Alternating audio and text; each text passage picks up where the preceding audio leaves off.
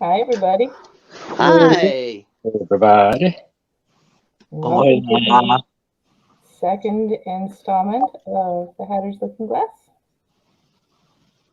We are Fleetwood Paranormal. We are 4/5 of Fleetwood Paranormal. Right? Mm-hmm. 4/5. Yep.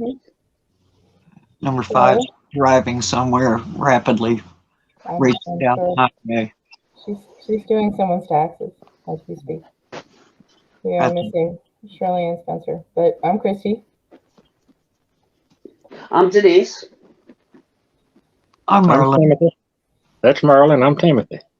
Yeah, Very he's good. Timothy, Yeah. I'm Merlin. Yep. They're hoity and toity. See, that's Merlin. Hoity and toity. And Denise. And me. I don't know who's who, but we don't care.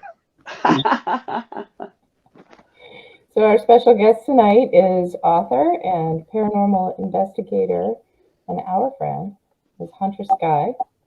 And without further ado, unless you guys want to talk about her before we bring her on, you got anything? Nah, only good Can things. she hear us?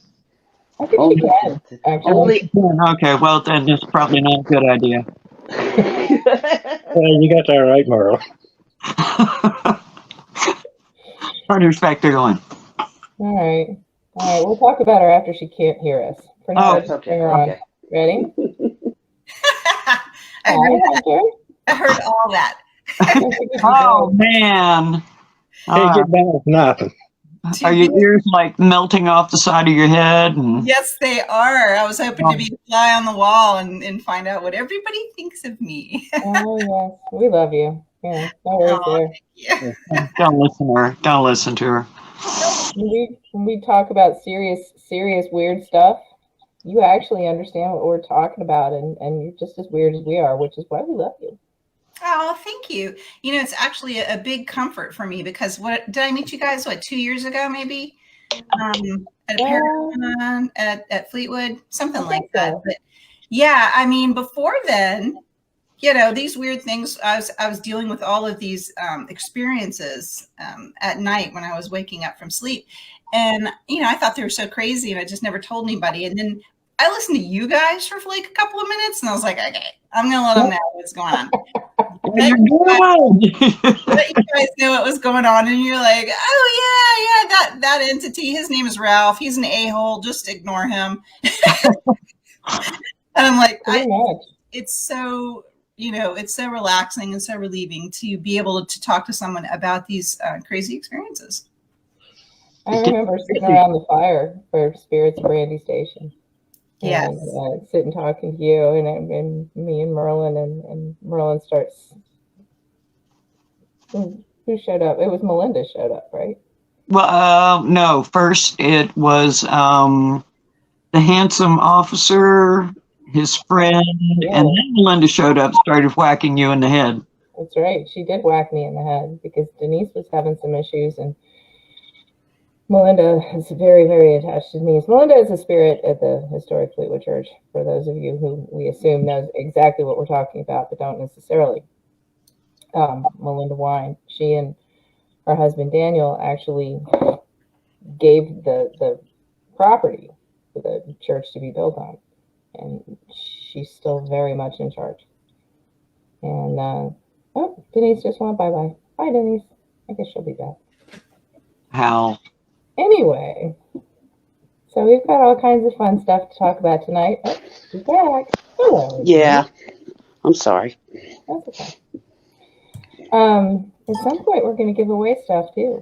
But maybe we'll hit an opportune time for that. Merlin, you have a question for people, don't you? I meant to ask you that. A question for people. Yeah, so we can determine who wins this prize package that we've got.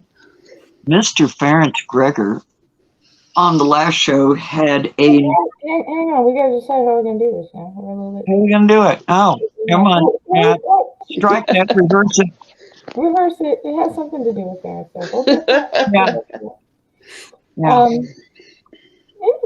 Let's just turn it over to Hunter for a while. And all her cool stuff. The myriad of coolness that is Hunter Skye. Yes, indeed. Her investigations and her research and all that good stuff. Well, thank you very much. And thank you for having me. I'm Hunter J. Skye, and I am an author of speculative fiction. That's fiction that departs from reality. That includes science fiction, fantasy, and I specialize in paranormal suspense. And I write a series called the Hellgate series, which is based on a team of paranormal investigators that work here in Virginia. And one of the members, my protagonist, has narcolepsy. That's a sleep disorder. And she's found a way to use it to hunt ghosts. So that's how I spend my days. So yeah. That's very cool. If you Yeah, it is. I've made up my mind that I'm going to be very candid, and I will tell why I'm interested in specifically the paranormal that has to do with sleeping and waking. So yeah, if you want to set me loose, I'll start a gabbing. We'll set you loose. Okay, so we as paranormal investigators know that there's important information that sometimes come to us in dreams. Some of us more than others. Even I get it every once in a while. Dreams aren't so much my thing. I know Merlin gets that a lot. Denise gets it a lot. Tim gets messages of all sorts. Are you waking or sleeping when you get them, Tim? Yeah, Tim gets full on information in his dreams. Well, some of them is when I'm sleeping, and some of them I'm getting ready to go to sleep to think about the places I'm going. Yeah. And just think about that place, and things come right to me. Yeah, he's a sleep traveler. Yes. Mm-hmm. Well, there's a lot of things that can happen when you're in between sleeping and waking.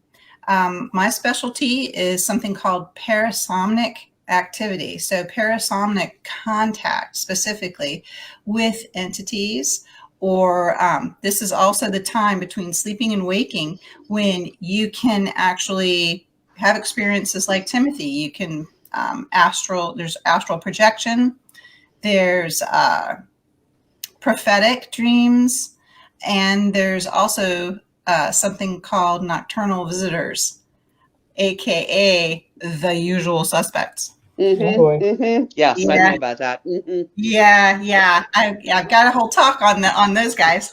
Usual suspects. Oh boy. Yeah, I can break those down for you real quick if you want. Go for it. Yeah, do it. Well, there are some entities that have been encountered between the week. It's like the sleep-wake barrier. When that gets disturbed, people come in contact with specific entities, and this has happened across cultures, across time periods. One of those usual suspects is the ghost. That's when someone wakes up, they're paralyzed or not paralyzed, and they perceive an entity in the room with them, a ghost that is either trying to communicate with them, harm them, or it's just there lingering. And I'm curious. I mean, has anybody here had that experience? Mm-hmm. I did it. I did it all through my young years up until I was about, I guess, 19, 20 years old. Oh, it's not so much anymore. I mean, it started when I was very young. Yeah. Wow. I used to, it was sleep paralysis is the way I always thought it. And there'd always be somebody in the room. Always. I don't frequently get dreams like that, but when I do, they tend to be very lucid. And I know they're more than just dreams. Most of my just average dreams, I don't remember them. But every once in a while, yeah, they're really serious. Yeah. Yeah. Well, I know you do too.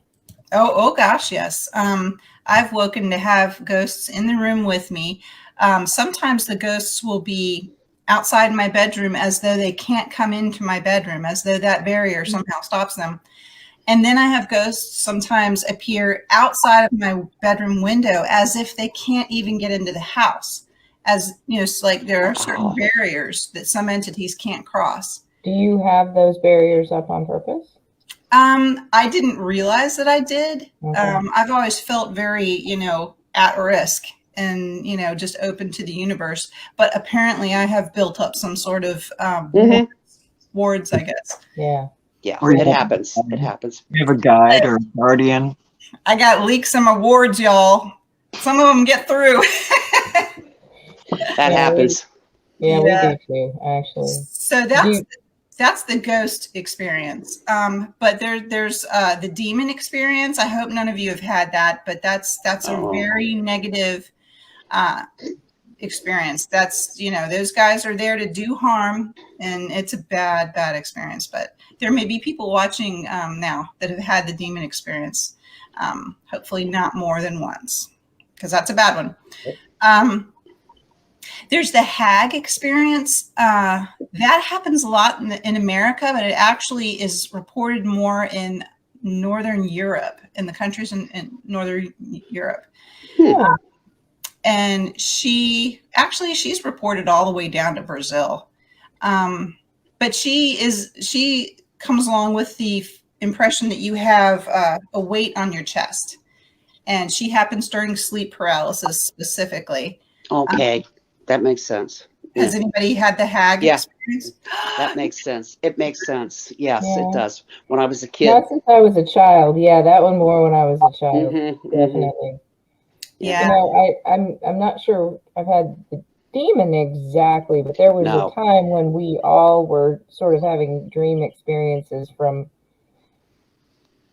not a demon, but not a really nice entity either. And it seemed to visit everybody on the team. Yeah. At one point. Really?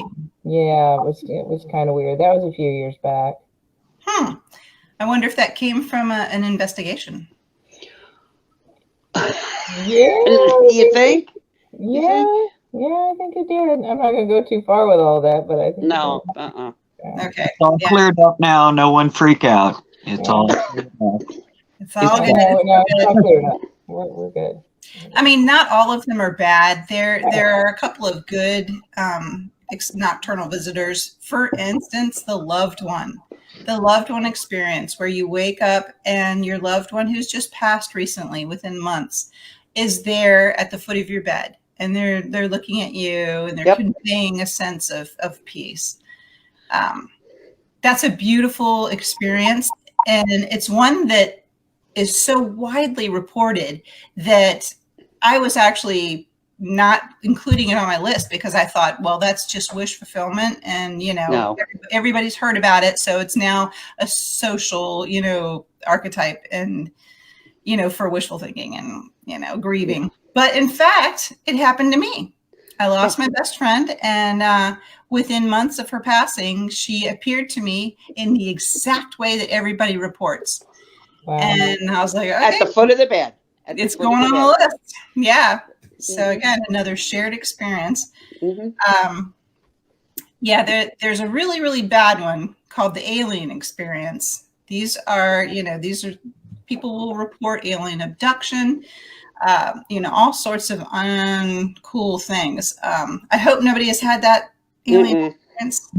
I had this strange thing with the trumpet mouth. Oh yes, I had no idea what that was. I've never seen anything like it before. I hope to never see anything like it again. Sitting on me in the middle of the day. I just remember waking up and feeling something on me, and trying to roll over, and it was so heavy, and it was like I couldn't move. And I finally got my eyes to turn, and there was this thing sitting on me. And it was odd because it had no real eyes or nose, but where the mouth should be was like a flesh trumpet. Yeah. I don't know. And it was gazing up at the sunlight coming through the window. Interesting. So that could fall under the alien experience or the angel experience. Yeah. I'm not sure which. I just remember it was like, oh, what is that? And it's got to go. And finally launching myself off the bed into the floor and looking around, because I felt it fall off of me as I fell away. Interesting. Yeah, that could have been an interdimensional being. And we can't label them. We don't know really what they are. But people report having these experiences. So the one that I am most familiar with is the Shadow Man. He is sometimes called the Hat Man. And yeah, he's reported across cultures and across time periods.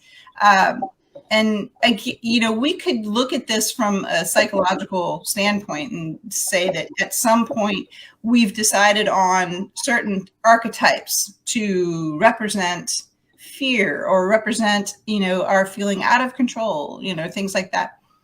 And that's possible, but I've done a lot of research on this, and I believe that when our sleep-wake barrier is disturbed and there is a certain spike on our hypnogram, which is a sleep chart, we are open to the possibility of contact from other interdimensional beings.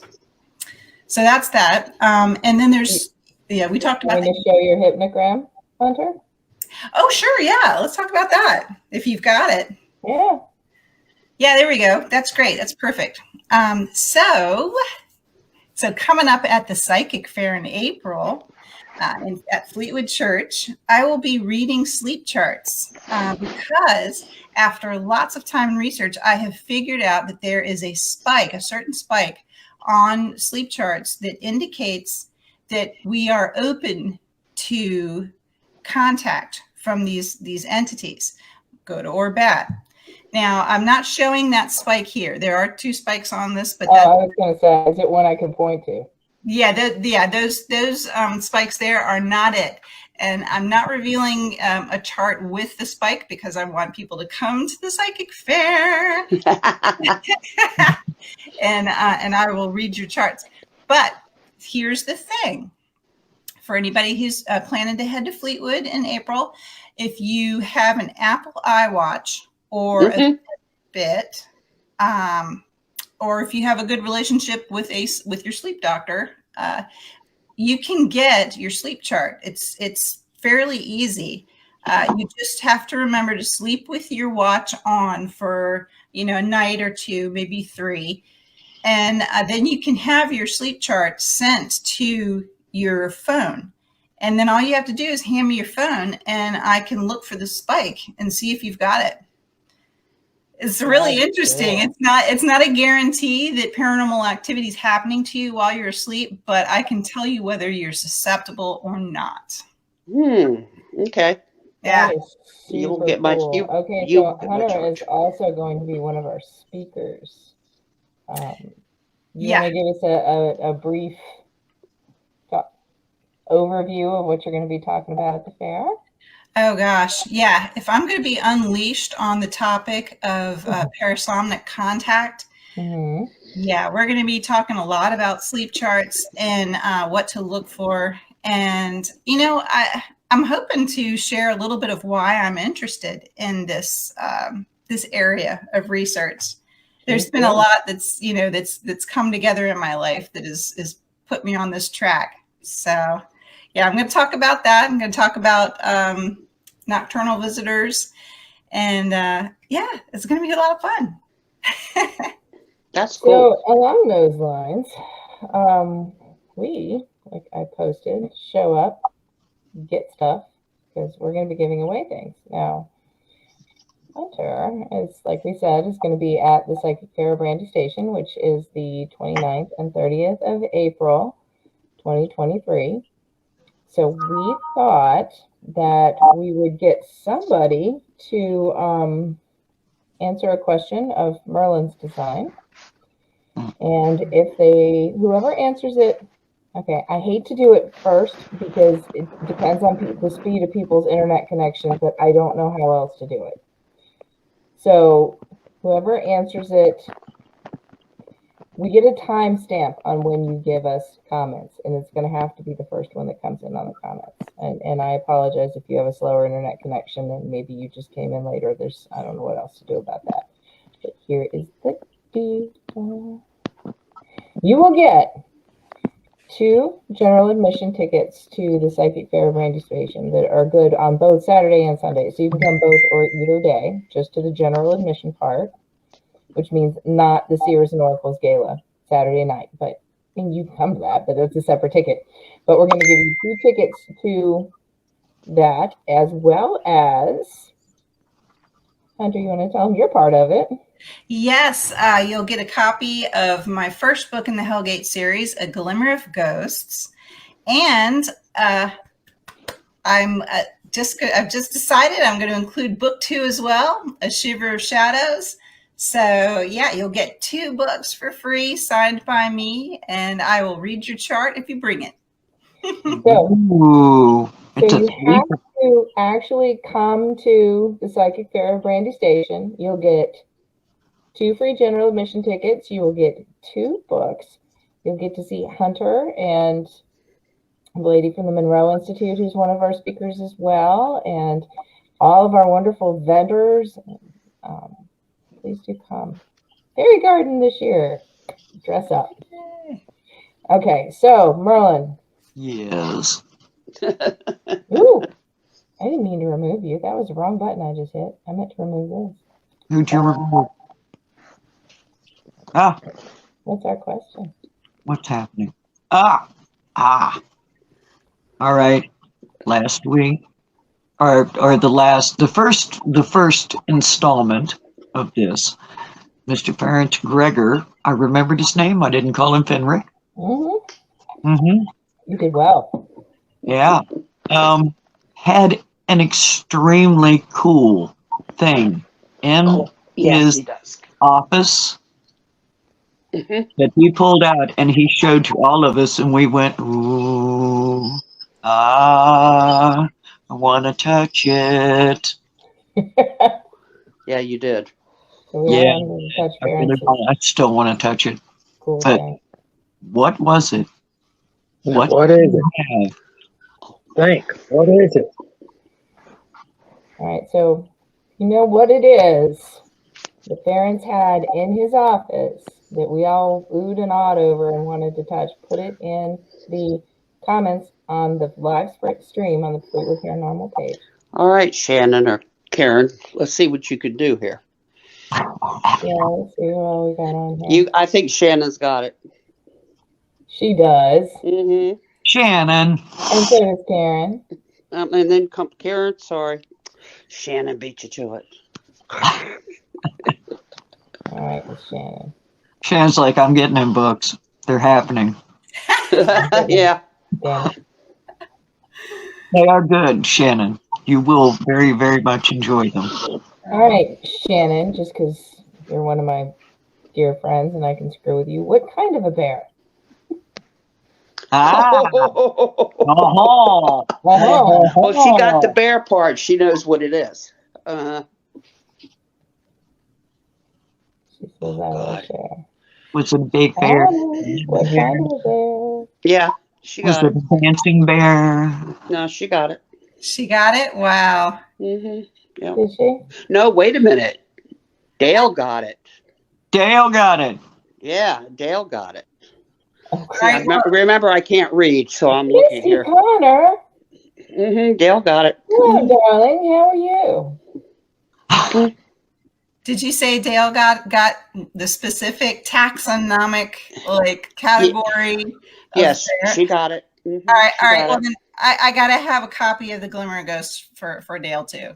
Okay. Oh, that's awesome. Well, there you go. Very cool. Cool. Yeah, you will enjoy them. Thank you. I hope Oh, so. Misty. Hi, Misty. We have, all right, let's see who we got on here. We have 52 comments. Holy cow. We have a Misty's sweet, here. wonderful Misty Connor, who we absolutely adore. Look at her giving us. Bill and Karen, who we also absolutely adore, and Shannon too. Who we absolutely, who else is on here? I don't know. Hi, everybody. Well, let's get back to Miss Hunter J. Skye. There's many things to tell us about. Yes, ma'am. Yes, ma'am. Go, girl. What can I rattle on about? Well, what are you most excited to rattle on about? Oh gosh, I talk to people all day long about the sleep stages and the importance of sleep health. So if anybody's interested, there are several sleep stages. The first one is wakefulness, and the second one is called N1, and that is that's like when it's light sleep.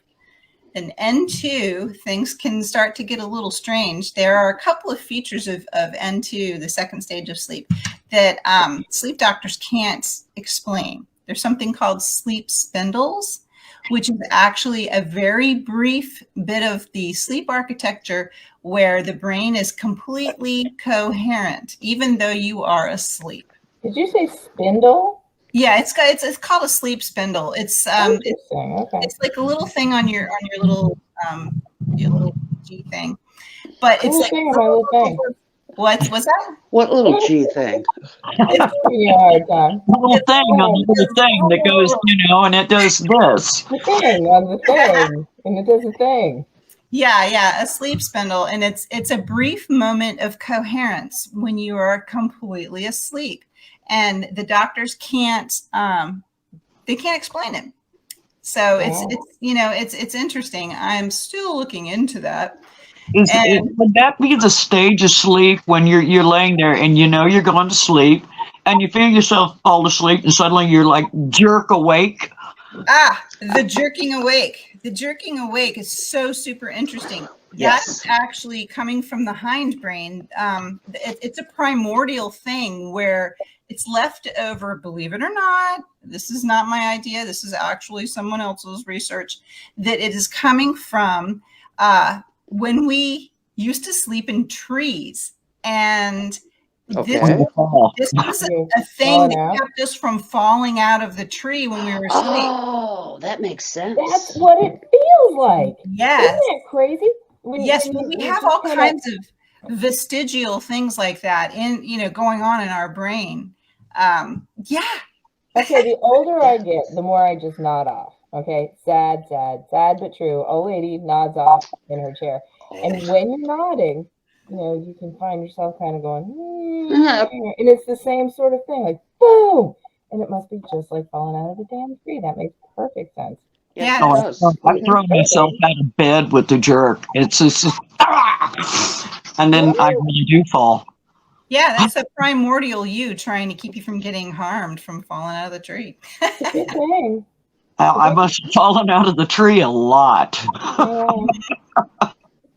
Well, at the psychic fair, I'll be talking about sleep spindles. I'll be talking about K complexes, which is a really unusual spike on your EEG. It's nuts.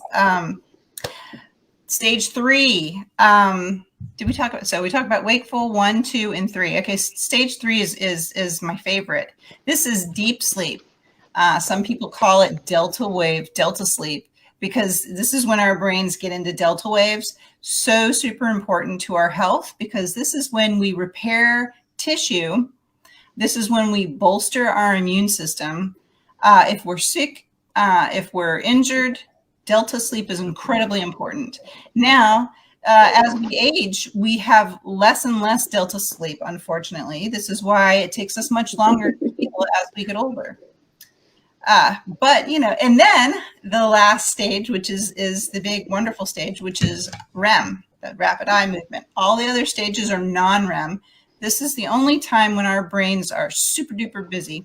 Our heart rate and our breathing elevate, and we are paralyzed. Now, this is where problems can occur. Our body's paralyzing us so that we won't get up and act out our dreams, because we'll injure ourselves, of course. So our brain actually excretes something called hypocretin. In America, it's called orexin, and this is what paralyzes us so that we can't move. So if you wake up in the middle of that while you are still paralyzed, sleep paralysis, and then the ensuing hypnopompic hallucinations. Now, this is something I'm going to be talking at the psychic fair about, hypnagogic and hypnopompic hallucinations. Now, this is hypnagogic is when you are going from wakefulness to sleep, and hypnopompic is when you're going from sleep to wakefulness. Now, in there's a lot of kooky things that can happen with our perception, and one of them is hallucinations. So the question is, how much of it is hallucination and how much of it is actual contact with entities?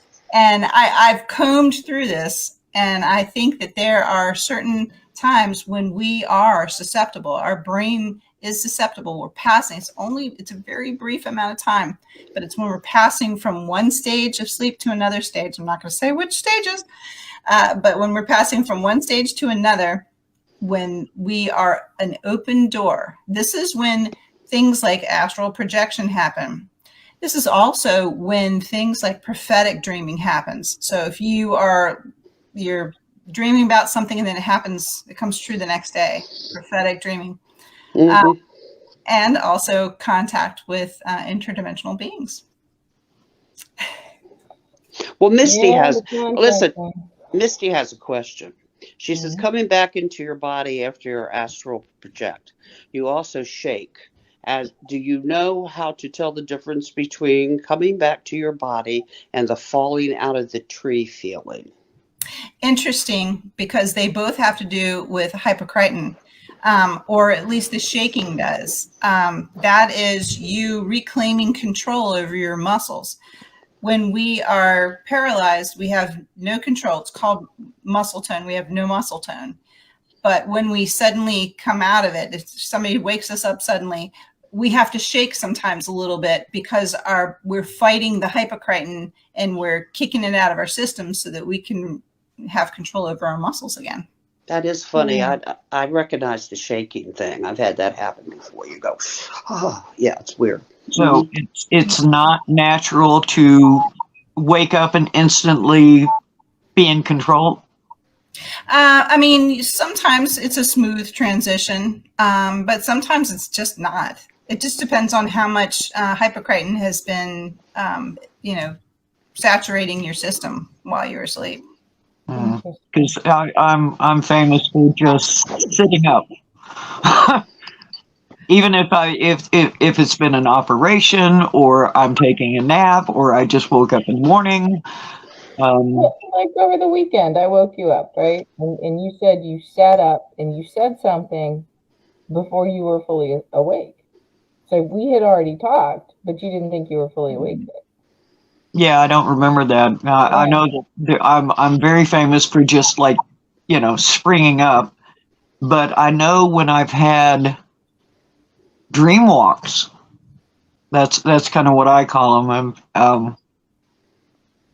That coming back has always been weird. It's been a weird, strange. One time I was slammed back into my body, and another time I literally had to yank out because I was being attacked by a spirit or an entity that left a physical mark on me from the dream walk. But I've never known. I've never had the shaking. I have. That's it's really a strange feeling to have that shaking. The shaking is something. It's not like you're cold or anything like that. It's just your body is almost convulsing to a point. It's that kind of shaking. Mm-hmm. Yeah. That's weird. I had to talk my body into experiencing that because mine apparently went. Yeah, we're going to skip that part. Yeah, I think mine did too. I haven't had that. Yeah, I wake up fighting. Interesting. Yeah, that's verging on a parasomnia. Parasomnias are sleep disorders, sleep disruptions that affect our physical behavior or our perceptions. So like sleepwalking, for instance, is a parasomnia. I did that as a kid. It was bad. Really? You too? Oh, it was bad. They caught me trying to escape one night. Had to wake me up. Yeah. Did that happen to you too, Timothy? Yeah. When I was young. Where'd you go to? Trying to get out the door. Yeah. Is it the front door or the back door? Front. Yeah, that's where my dad caught me going out the front door. 2:00 in the morning. Christy, where'd you go? We had just moved to Fauquier County from Falls Church in Virginia. And I was in an upstairs bedroom across from a pond in this old house. I was 10 years old. And I remember getting up, and there was a stairway with in the old houses, there's a walkway sometimes that goes all the way around the stairway. Mm-hmm. I walked all the way around it like 3 times. And the only thing I really remember is hearing the bullfrogs in the pond. There were some really loud bullfrogs, and they were doing their thing. And that's all I remember from sleepwalking, but I do remember that I was up and moving around. Now, I don't remember anything about it. I remember the night my dad woke me up as I was going out the front door, and the night they woke me up because I was on the stairs with a pillow sleeping. Yeah. Interesting. Yeah, it happens a lot to children because their sleep-wake barrier is different for adults. Yeah. It happened to me. My mom caught me at the front door. What is that about? Front door. We're all trying to go out. They're trying to escape. That's what I always called it. Get out the back door. I always went to the back door, and they learned to bolt them up extra tight and really tall because I was like 4 or 5, and apparently I would just sit down there, and my mother hated this. I would twist the buttons off of my pajama top. All of them. I woke up one time doing it because I never remember doing it. Mom would get so mad. You did it again. And I woke up one time doing it and caught myself, and that was the last time that I did it. Mm-hmm. But I mean, vivid. I remember vivid, very Must go. dreams while this was going on. Yeah, gosh. I had one of those too. I think a lot of people probably have when somebody first passes.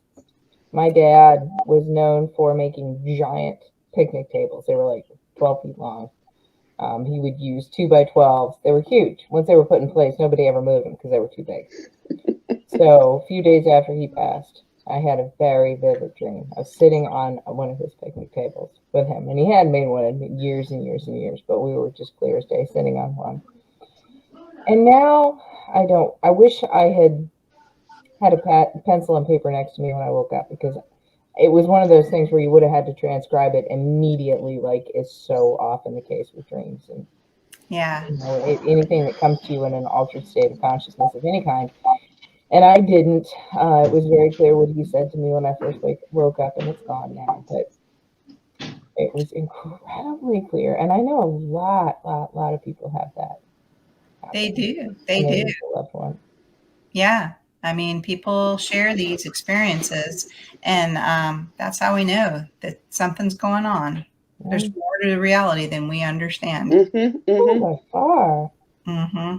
You know, another person that we've had many times talk and speak at the fair and heard talk, and I'm sure we will again, is Dr. Don Molnar.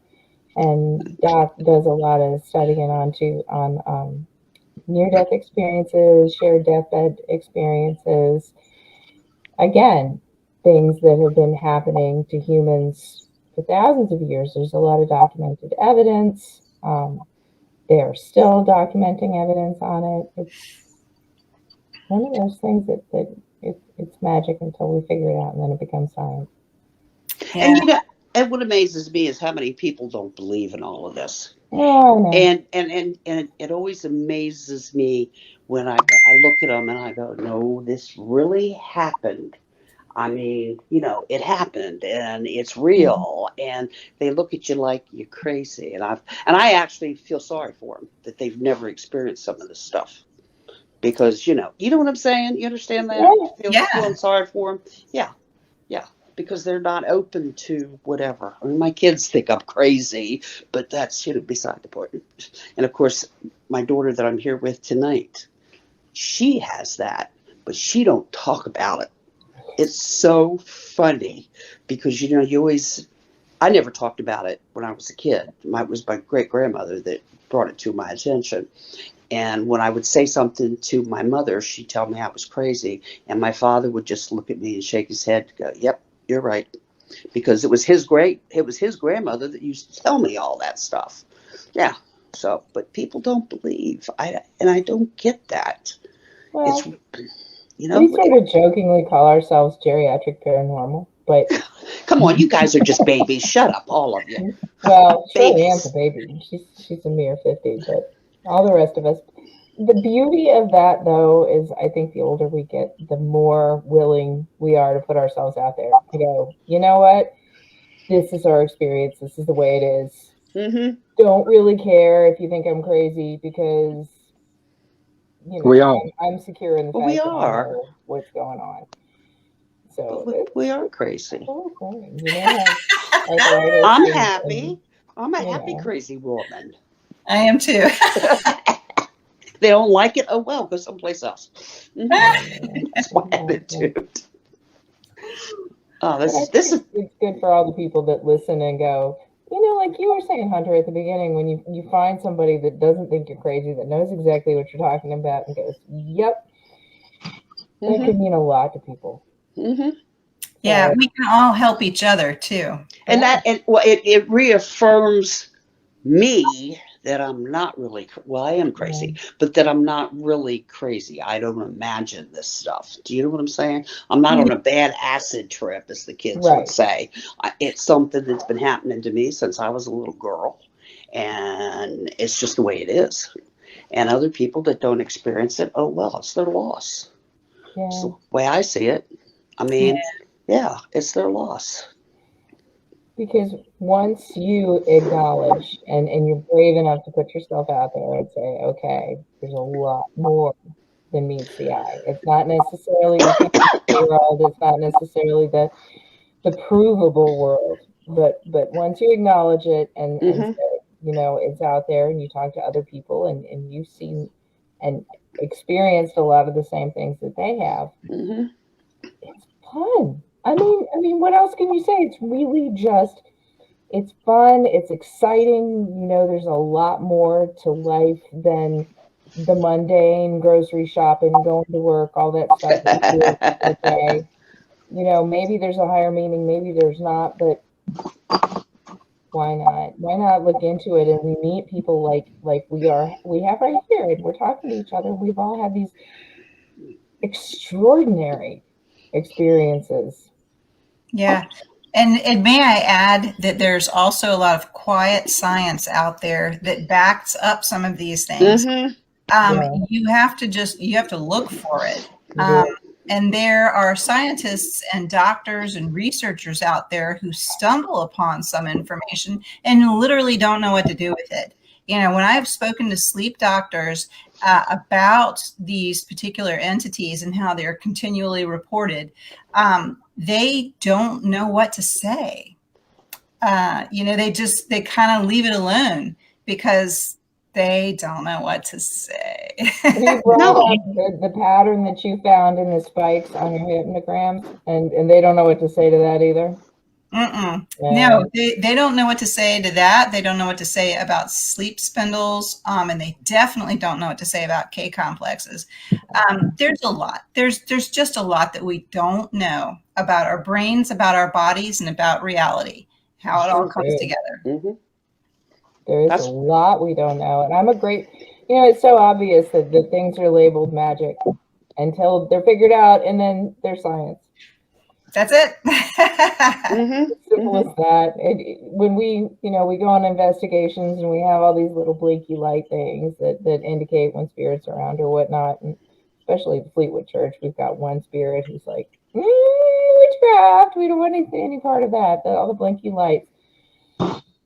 But now that to us, they have moved into the realm of science. But to the era that this spirit probably came from, it was still very much witchcraft. And she looks at it, goes, don't want any part of that. Hmm. It's amazing what we might accept as normal information sometime in the future. That's what I like about Don Molnar, because he really gets into that kind of stuff. Yeah, he gets into all that really deep. And you know, Misty had a point too. She said that, you know, people don't share the magic, and we all share that magic, and that's what it is. It is magic. I'm not sure. We all have it. I'm not sure. You're not sure? Well, I'm not sharing. Yeah, I refuse. You're not sure. I wish I could take you, Merlin, with me when I go night night. I wish I could have you with me the next time I have a tunneling experience or one of these things. Have you done it tunnels. yet? Have you gone in yet? I'm not going in. I'm too scared. Girl, get in that hoe.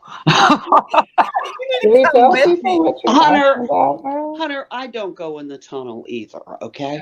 Okay. I see the Yeah, faces. I'm already having a freaky week with the tunneling thing because things suddenly took a brand new turn, and things are pointing in a direction that I'm Should we tell everybody what we're talking freaking about? out about it. Yeah, I am. I've been well, there's a new entity in my life. Oh God. Another I one. call him Cue Ball. All right, Merlin. Uh, Hold up. You can tell everybody about Cue Ball when I tell them what the hell we're talking about here. okay. Because it's Tell going to me make what we're absolutely talking about zero here. sense to anybody and it still might make zero sense. All right, here's how it started.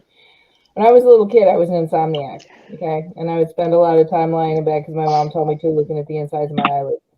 And I noticed when I was looking at the insides of my eyelids that I would see what looked to me like a tunnel opening up.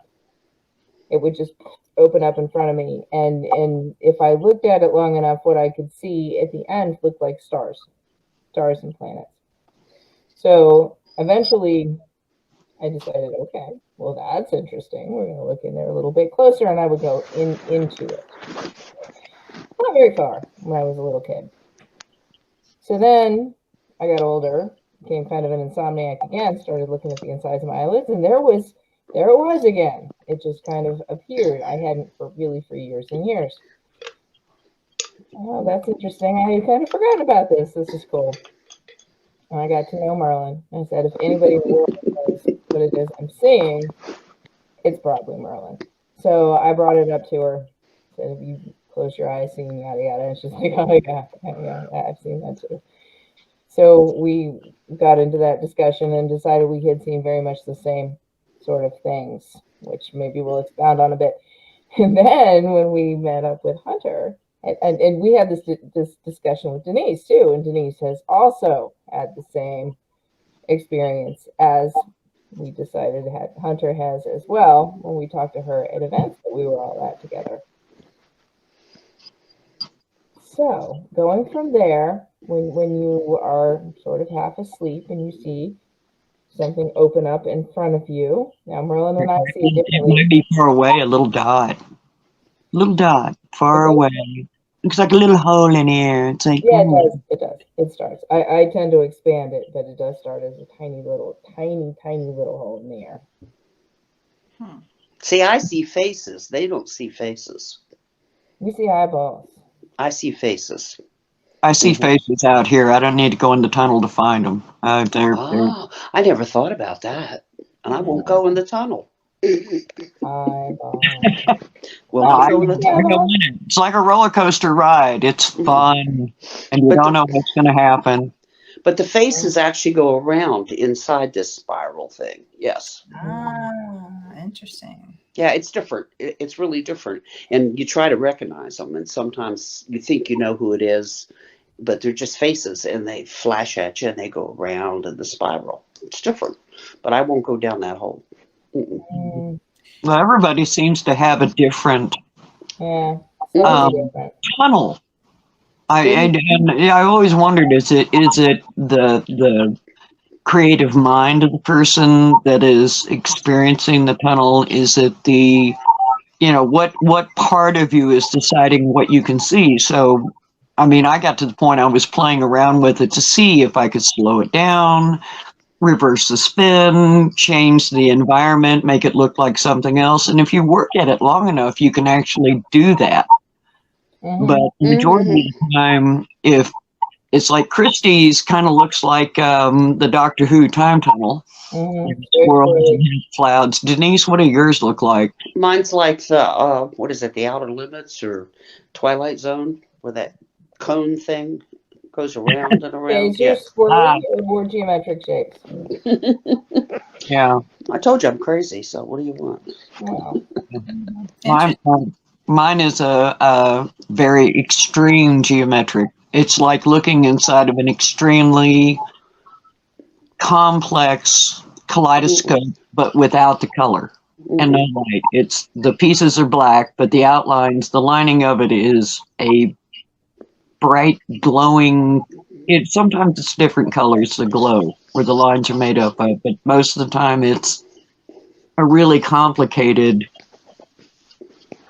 kaleidoscope. I wish I had one, out here I could just look at anytime I want to because it's really cool. Very pretty. Yeah, I've And seen then- some of those geometric shapes during hypnagogia. So the first time when you can have these weird perceptions is in the hypnagogic state. And I have seen it where the geometric patterns are on everything. They're on the walls, they're on my bed, they're on the windows, they're on my bookcase. They're on everything I look at. It's like the Matrix almost. It's really bizarre. Now, you were good at geometry, weren't you? It was the only math that I was halfway decent at in high school. But you were funny. horrible at algebra. No, God, no. No. Mm-mm. Yeah, it sounds I was terrible at algebra, but geometry was like oh, I get this. Right. I understand. There's the point. Algebra, I didn't no point. Right. I mean, what is AB? I don't care 3. Right. Yeah, the formulas. But yeah, if you can visualize something, it makes sense. Yeah. Mhm. Right. Mhm. Well, my tunnel, I think time before last, when I was looking at the tunnel, there was an entity far up in the tunnel, and it looked down on me and like focused on me, and I was like, nope, that's a fat nope. I just have not worked up my courage yet to get in that tunnel. No, and I've been seeing it for years, and I won't go down it either. I just watch the faces spin around. And Merlin You does. usually end up with eyeballs. Eyeballs.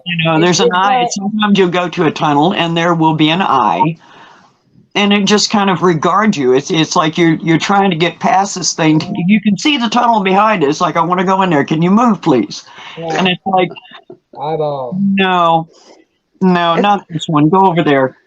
It's the Twilight Zone or the Outer Limits. That's what it is. It Okay. kind of is. Okay, has anybody looked up, though, the ancient drawings of angels?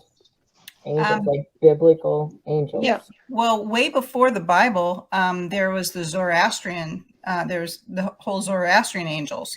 And they were way before Christianity, and they had a God and a devil kind of characters, and they had, it was all about good and evil, and they, I believe, were the first people to have angels in their. What did they look like, Connor? Do you remember? I think that they had wings, if I'm remembering correctly. It's been a while since I've had a religion class, but yeah. Multiple. Did they have multiple eyeballs like the biblical angels? That's a good question. Now I want to Google it and see. All right, let's see if I can do this while I'm actually on here. Yeah, because I don't remember what I was listening to one time, and I'd forgotten about it, and they were talking about the biblical angels and how, they're terrifying looking, and they were discussing this one. It's like multiple eyeballs. A lot of them had multiples, and I'm going, that's really weird, because you run into these eyes and they just kind of look at you like they're sizing you up and going, are you ready for this? And if they think you are, they just move and in you go. They will not let you go if you're not ready for it. And the thing, yours, it's looking at you from the tunnel. Yeah, it was looking at me. It's telling you you're ready for this. It's already inside. It's going, come here, come on. And I know people think we're nuts and all of this, but we didn't think it was a thing. Apparently it is a thing. We're like the secret cult of tunneling people. And, But I looked it up, and there are people out there who do this, and apparently it has enhanced their astral projection, their remote viewing. They are their psychic mediumship powers have increased, and you can.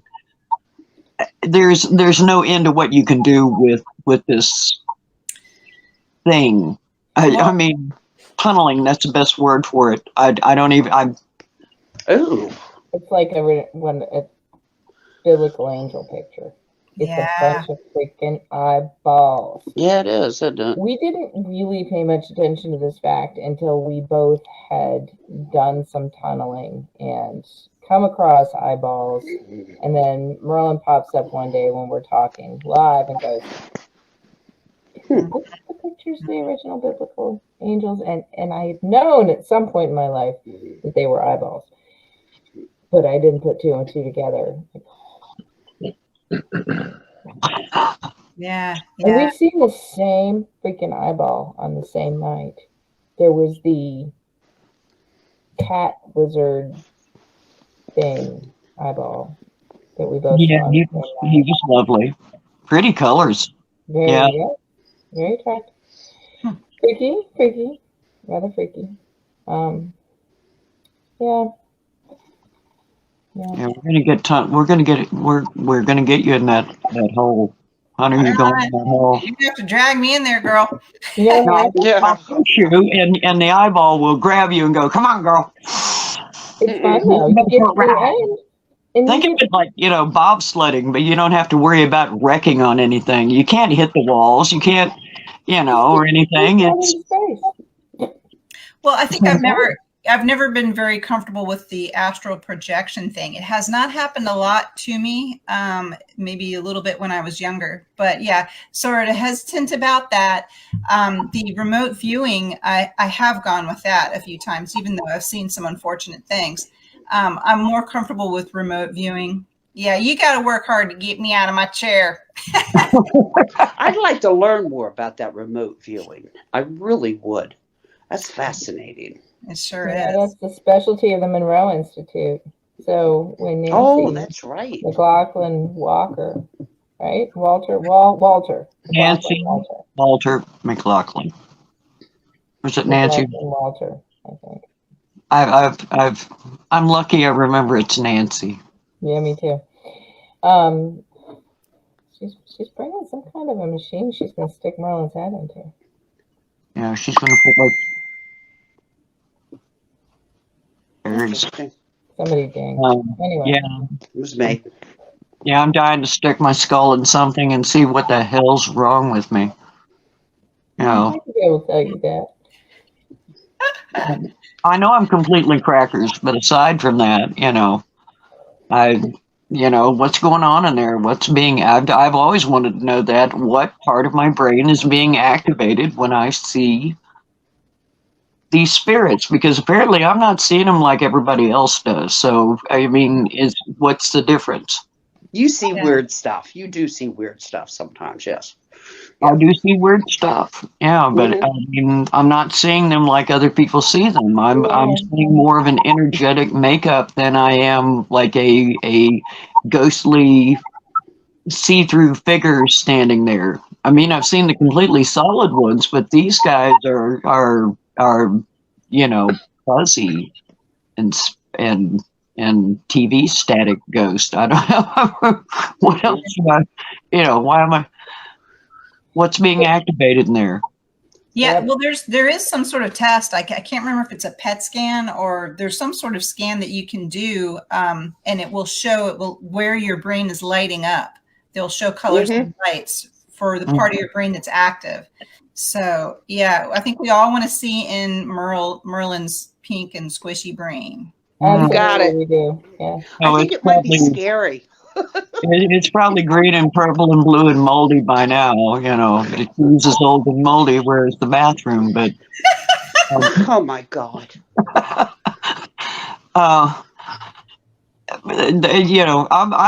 I'm curious to know. It doesn't make sense to me. I don't, but it's like, what's going on in there? I see people. And it's not something that I look and see it comes in here somewhere. I can't explain it. So I understand the brain thing. What is it in my brain that I can see them and nobody else can? It's like, It's about brain, isn't it? Hunter sees very special things because of the way her brain chemistry is. And How did they look to you, Hunter? What did they look like? Oh, when I'm seeing something and I'm in the hypnagogic state, my senses actually cross wires. So when I see the faces, it's as though they are braille. So like I feel them, like there's the topography of their faces is what I'm seeing. So I'm not actually seeing. Yeah. Is it more 2-dimensional or 3-dimensional? Oh, it's 3-dimensional. Yeah, but it's like I'm not seeing, I'm feeling their faces. Yeah, I try to explain that to people. Yeah. And it's like, it's not that I guess that's more what I encountered when we're investigating and stuff too. I think the closest I come to actually seeing things is when I'm doing distant Reiki on people, and I'm in a deep Reiki meditation. I might see a spirit, an animal, and once I even saw an eyeball with people. And that is the closest I come to seeing, but it's more like you're describing, Denise, where you see it in here. And you see it very closely now. Merlin, the difference with you is that you are physically seeing these things, and that is really unusual. Well, it's like the guy at Fleetwood Church. I see him standing up there. Nobody else sees him, but I see him. The one that likes to play with the lights and all now, that's gotten used to it. Yeah, I see him. Plain as day. Now, Tim he's been working on this last couple of years, and I know that he has seen them. He spoke to spirits in his dream, and they appear like normal people, don't they, Tim? Kind of, except that one about Emma looked more like that malnutrition type, skin and bone. Ooh. But I did not see the face. Just the body like skin and bone. So is it more like in your head, Tim? No, kind of almost like a dream part what I seen. But I think at Fleetwood, I seen a woman in white. When I had my eyes closed, it looked like she just popped in. Yeah, she will. I've seen that one too. Yeah, for Fleetwood, I have seen things with my actual physical eyes. And I'm not sure, maybe I've done that at other places, but not as notably as at Fleetwood. Like, I've seen the guy who hangs out in front, the fellow who looks like a pilot, and Steve's doppelganger. I've actually seen Steve's doppelganger is fast. He is fast. That is so weird. I saw him, Christy saw him, and he's just like, he's just like a blur. You catch him just as you turn your head, and he runs away, and it's like, whoa! I did not know Steve could move that fast. But we saw him with enough clarity to know exactly what Steve was going to be wearing when he actually showed up. Steve is the owner of the church, right? He has a doppelganger that hangs around at the church. Well, look, when I was at the graffiti house, I could see those two officers standing in that corner. Nobody else could see them. Somebody could smell the cigar smoke, but nobody could see them but me. And I always see them standing there. Yeah. Or look at Sally. I see her. Yep. And Merlin sees Melinda. Melinda's very present. All right, folks. Well, we're going to start to maybe wrap up a little bit. We want to make sure everybody knows that Ms. Hunter Skye is going to be at the Psychic Fair Brandy Station. Yay! Clap, clap, clap. We've got the tickets, and we decided somewhere between Shannon and Dale and tickets and books, and we'll figure it out. I say we have Shannon and Dale fight it out over the book. Oh, we'll dress them in dinosaur suits. Yes! Dinosaur suits. All right, Shannon and Dale, you ready? You guys are going to duke it out.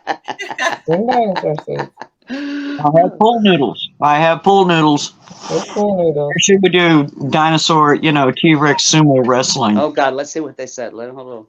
Let's see. Oh, Shannon goes, I'm down. Yeah. Yeah. And Dale goes, Shannon's down. so looking Dale, how forward about to you? it. You down? Yeah, she said, what? I can't read it. My eyes don't work like reading Hang anymore. on, let me see. The something and it's a fight. The fate, not a fight. Oh, okay. Yeah. The what? Shannon's ready. And Dale said what? The fate, not a fight. Yeah, well, I happen to know that you two nuts are going to be there anyway. So. We love you. We do. That's right. We do. Yes. Yes, we do. Mm-hmm. All right, ladies and gentlemen, Psychic Fair of Brandy Station at the historic Fleetwood Church, April 29th and 30th. On the night of the 29th, we have the Seers and Oracles Gala. And we are going to have a catered dinner by Timberlake's 540 with Jenny Timberlake, who's also going to be providing the food from the food trailer during the day. She's amazing. Everybody loves it. You say crab nachos. Yeah. Mm-hmm. Woo! Really? Crab nachos. I wait an entire year for those damn crab nachos. Don't forget the cupcakes. The cupcakes. Now we also, for the catered dinner, are going to have special, beautiful, decorated cupcakes done by. Really? Yes. Yes. Oh my God, I have to get her name right. Because hang on. Christina Day. Miss Day's Delights. Miss Day Delights. All right. So. Yes. That guarantees the stock will be there. Yay. Christine Day. Christine, you got it. Christine is going to be donating some incredibly beautiful, decorated fairy cupcakes. She does beautiful work. Oh my God. She does. And some of them are gluten-free, and Hunter's taking all of them. That's right. We're going to have gluten-free and regular. Gluten-free. Shove them in my mouth. Stand over there with a stick. Mine. Oh God. So you folks who have not seen Miss Day's Delights, Christine Day's confections and beautiful, specially decorated stuff, please check it out. You'll get to see it at the fair. If you would like to get tickets to the fair for the general admission tickets, you can get them at the door. If you want to, you can also get them on Eventbrite. But if you want to join us for the Seers and Oracles Gala, you have to get those in advance. So I'm actually going to put the link up in the comments so you guys can do that. So and that night, bring your Fitbit or your what else can they have? A Fitbit? Yeah, and my Apple Watch. Mm-hmm. You mean for the sleepy sleepy chart? They can have a Fitbit, and what else? An Apple Watch or one of the other ones, the Pixel one too. Mm-hmm. They all do it. Yeah, because I track mine. Mm-hmm. I thought a Fitbit and an Apple Watch were the same thing. No. Oh, well, never mind.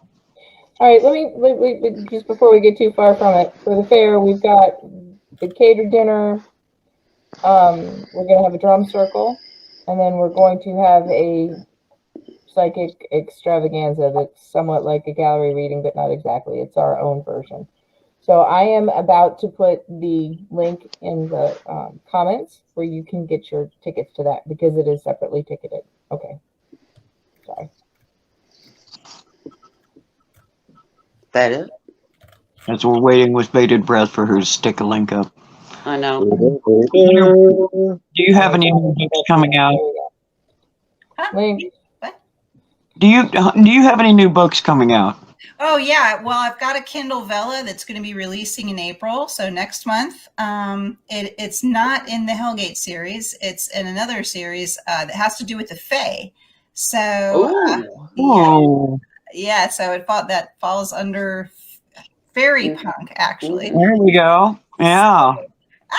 So yeah, that's fun and it's episodic. And the first 3 episodes are free, and I'll make sure to put all that information on my website. And I may put my website here in the comments as well. You put as many little linky things up there as you're yeah. Thank you. And book 3, A Rapture of Wraiths, book 3 in the Hellgate series is on its way. I hope to get that to the editor in, after May. See, I made it to halfway through the second one before my eyes went, no, done.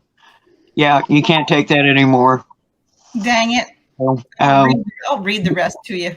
all right. Yeah, you got to get that audiobook out there, girl. Oh, I'm motivated to do that. That is on the to-do list. There we go. We need audiobooks. Yeah, yeah. I'm trying to respond and put some comments in here. I see a buddy of mine, Cindy, is in the comments, and Hi, Cindy. yeah, I can't get my comments in there. But look at all these people. I really appreciate everybody coming out to listen to us. Yeah. I think they all share our brand of crazy. Yeah. The stream's going to be up Fine on. line here. I mean, I'm sure we could go on for hours now talking about all kinds of crazy stuff, but if we give it all away right now, there won't be anything left for people to, pester you with at the fair about. That's true. Right. I'll be ready. I'll be ready to go. Okay. Good job. Well, we'll put you somewhere by us so we can pester you all day. All right. Yes, we absolutely will. So I did get that link up, you guys. If you want to get tickets to the fair, please do. We have all kinds of fun stuff going on. Thank you so much for joining us, Hunter. Oh, thank you so much. Yes, for having thank you. me. This is a lot of fun. I'll see y'all soon. Okay. All right. Good night, everybody. Good night. Good night. Night night. Hi, Tim. Night, guys.